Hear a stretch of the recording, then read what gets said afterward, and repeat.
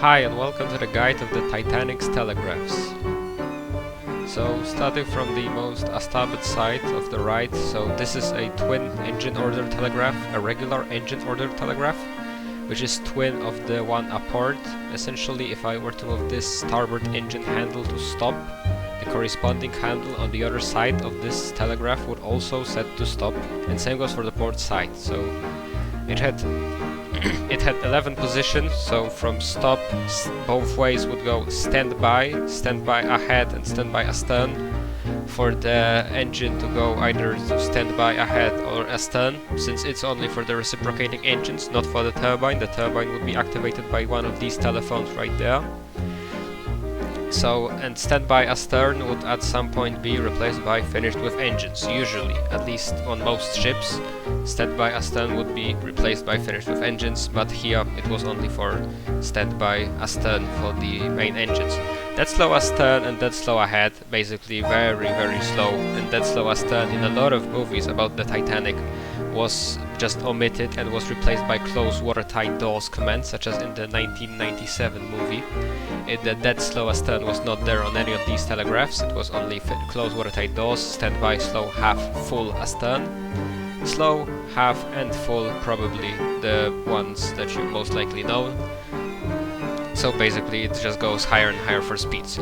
These are the RPM indicators, or so can I call them. Basically you just know how fast the engines are spinning and the propellers, how fast they are going, so that you can tell when the engine room is actually stopping the engine and how long does it take for the engine to stop, and the propellers.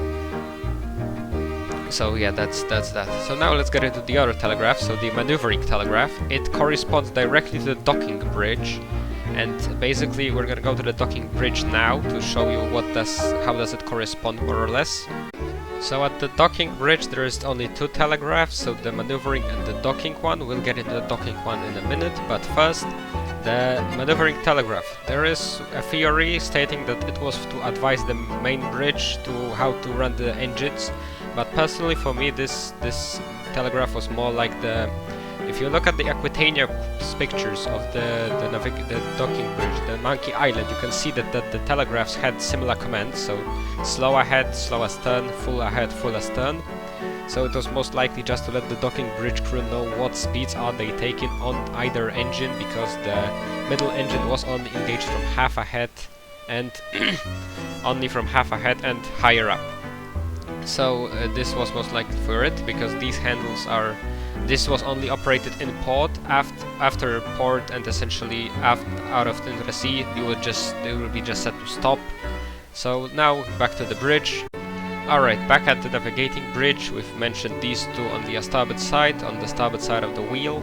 So now let's get into the emergency telegraph. This telegraph was fully independent of the other two, so if this starboard engine handle was to be moved to full astern, these telegraphs would not correspond. There are in the engine room, there are telegraphs that I will show you in a minute, but basically the engine room has two telegraph, I think I can call them shields, one for the regular, one for the emergency, but it is not really fully set.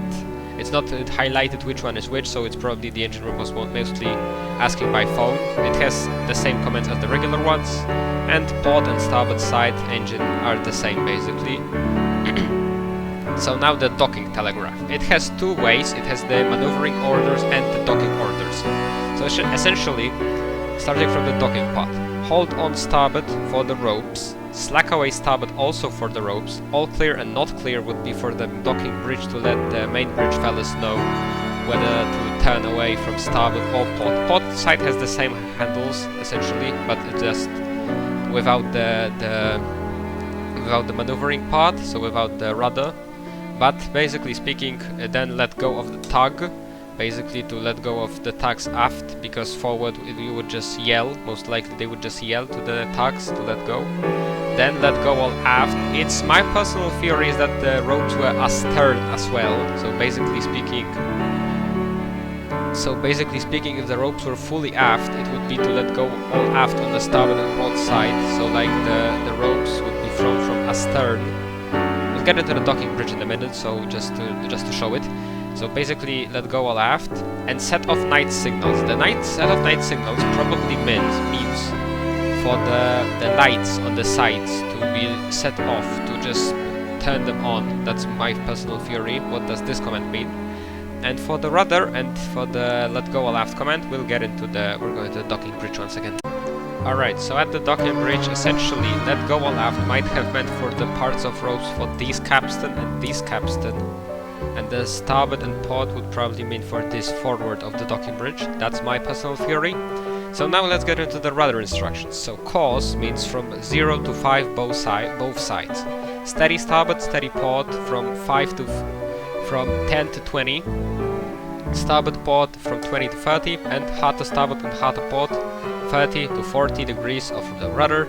So first probably, so this is for this wheel, this is an emergency wheel, it's connected directly to the steering engines, so it's make technically easier. Also some people suggest it was used during the docking process, but yeah, probably not. But this more of it is explained in one of the videos in the description from Ocean Liner Designs channel. I recommend watching it. And this is the docking bridge, and this is these telegraphs. We'll be going to the final. Now we'll be going to the engine room because of that. Because of the telegraph handles, and that will be it, because this will be all the telegraphs. Maybe we'll get into the movies next time, but I cannot guarantee it. So, to the engine room. One more thing before the engine room, these telegraph in the boiler room for the stop, slow, half and full orders, for the stokers to know how fast the ship is heading. No need for that slow, because I think that would be ominously too slow, at least that's my personal theory.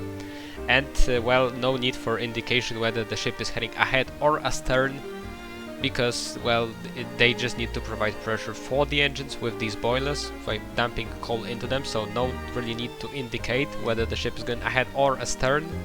So now that's it for the boilers, and to the engine room. As we head down to the engine room, we can see the engines operating, but we are not here for the engines. So basically, these two shields for the handles. One of them would be for the emergency starboard engine, the other one would be for the regular starboard engine. Same goes for the other side, but it would be port engine. You cannot see this shield, but it would be port and starboard. So essentially, these handles, there would be handles, probably these shields would be on the other way, because, well, at least the main engine, because reaching this high up by the engineer would require a bit of jumping up and down to confirm the order. So that's it for the engine or telegraphs and how they operate aboard the RMS Titanic and her sister ships. So we'll see you in the next episode, probably regular videos from SnowRunner. Sorry for my English if it's a bit off. So yeah, goodbye, have a good one.